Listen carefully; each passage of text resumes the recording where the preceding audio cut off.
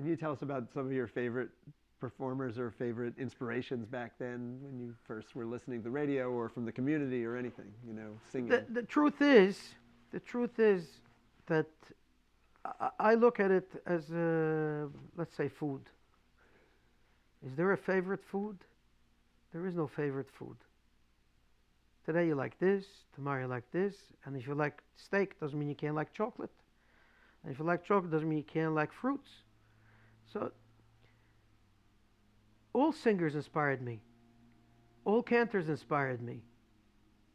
I found something in everybody that I can use. And I can't say I have a favorite. I have a favorite for one style, I have a favorite for another style. So, in essence, they were all my favorites.